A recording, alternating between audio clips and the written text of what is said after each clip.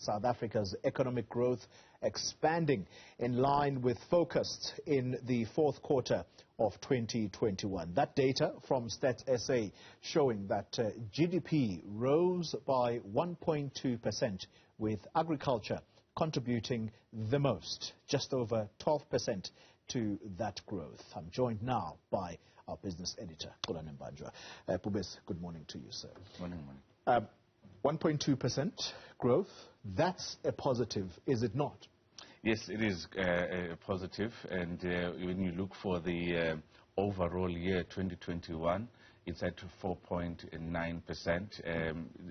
Really right bang in the middle of the forecast by the World Bank, the IMF, National Treasury, and the Reserve Bank. They had all revised their forecast downwards because of what has happened in December. We had another wave, and it's coming off a low base. It's nothing. This is what South Africa should be growing at every year. This is what we have a potential of doing. 4.9%, 5% average, just like we did in the early noughties.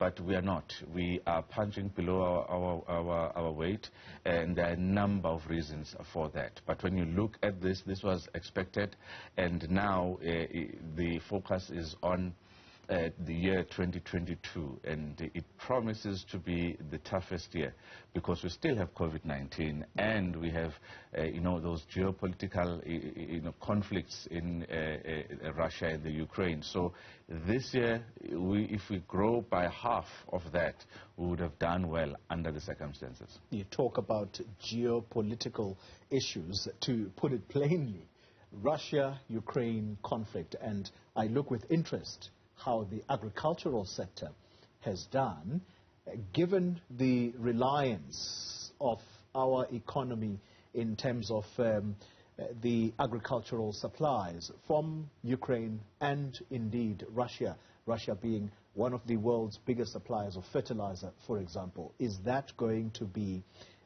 the sector that may be impacted the most when you say 2022 might not be such a good year? It might not be such a good year, particularly agriculture has been the best performer. If you look in the past, you'd find all of the other sectors in the red, whether it's mining, whether it's community services, whether it's financial services, you'll always find them in the red. But agriculture has been doing well because of the recovery that has been able to be mounted on that front. But you are right, sunflower oil, wheat, feed, we get it just like most of the countries around the world from Russia and the Ukraine. And when it comes to an import such as wheat, which also comes from Russia and the Ukraine, South Africa depends on those countries because I was talking to somebody who actually grows wheat in South Africa, and they were saying we will never as a country grow enough wheat for everyone in this country, so we'll always be a net importer of wheat. So that is going to be have a huge impact on what is a star performer among sectors in South Africa. Let's talk about other sectors. Mining is one of the sectors that is usually looked to for better than expected performance. Financial services sector is also another one. When you look at those sectors, how did they do? When you look at the different sectors, I want to start with the household consumption and expenditure. Households are under a lot of financial pressure right now. I want to start there with how restaurants have done. I mean, because of the lifting of restrictions, you'll find that people went out a little bit more. So restaurants and hotels up 13.2%, furnishings, equipment, maintenance, 7.6%. When you look at all of them, you are bound to find that they are all in the green, they all performed well, particularly restaurants and hotels. When you look at the real GDP growth in the quarter four, it's 1.7%, and this is year on year. Yeah. But quarter on quarter, that's 1.2%. It's something that we are expecting. That mining would do well because of we've kept in touch with how each and every mining company that is listed on the JSE has done well, and they've done tremendously well, and they'll continue to do well as long as the world shuns the coal from Russia. They will now come to us, and countries like India, countries like China, they will come to us. So the conflict will favor South Africa in one way, but as we know now, it won't favor us when it comes to fuel prices, as we saw last week, that they grew tremendously, and the hike was too much, and we're expecting another hike, a massive hike, in April when the Central Energy Fund announced the monthly increases as well. Oh, the one point, Xolani Mbanjwa, we can't not look at is our energy supply issues.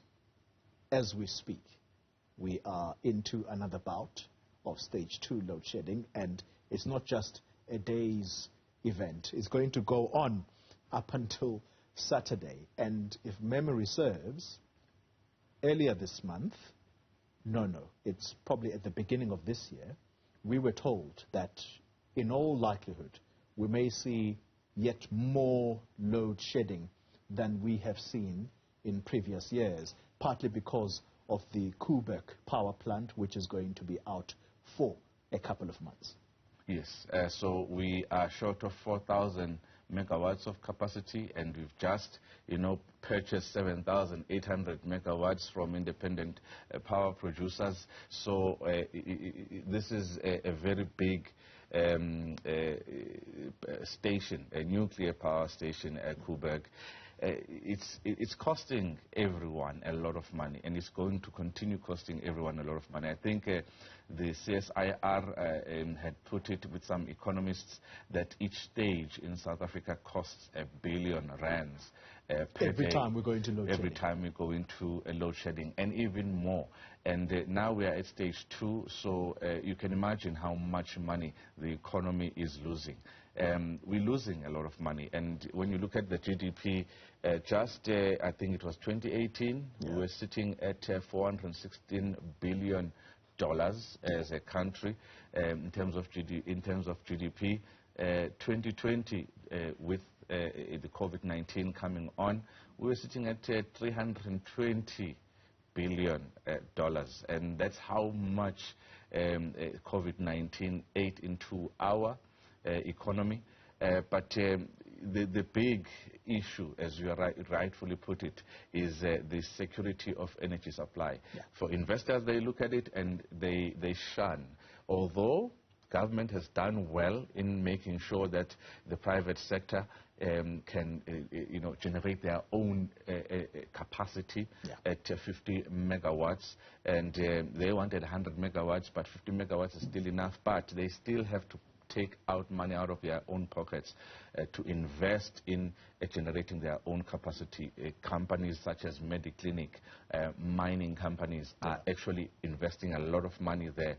So it's a big issue, and the sooner the country deals with the unbundling of the three parts of Eskom, the better, because for some reason many people believe that once that unbundling happens, things are going to look much better. As we taper down, very briefly if you can, we are heading into the 4th South Africa Investment Conference. So far, the amounts that have been pledged, upwards of 700 billion, you'll correct me if I'm wrong, you're the one who always crunches the numbers here. With the forthcoming conference, might that soften the blow in terms of how South Africa's economy will perform with this, with these investment pledges? And I emphasize the word pledges because we don't know whether they've been monetized yet. Yes, they haven't been monetized. You're absolutely right. And it's $750 billion US. The target is 1.2 trillion rands. 100 billion, 1.2 trillion rands. I think it's 100 billion US dollars. Obviously, the COVID-19 pandemic would have eaten into the perceptions of investors about the capacity of the country to deliver on infrastructure and make the ease of doing business much easier. And we expect that this is going to be another successful one when you look at the fact that we have COVID-19 still with us, and you have investors who might be also putting a distance between them and a huge country like Russia. So we will get, I think, very, very close to that target. And yes, you're right, it's pledges, and it all depends on what we do. When these investors have pledged to put in a certain amount of money, and a lot have actually monetized that money, local and international. A lot, billions of rands have been spent in the automotive sector and other sectors. But it also all depends on what we do in terms of those structural reforms, making the ease of doing business, reassuring investors that things are going to get better. We are working on them. We are going to get close to that 1.2 trillion rands, but I don't think that we will hit that number. And many believe that it's going to be another successful investment conference under the circumstances.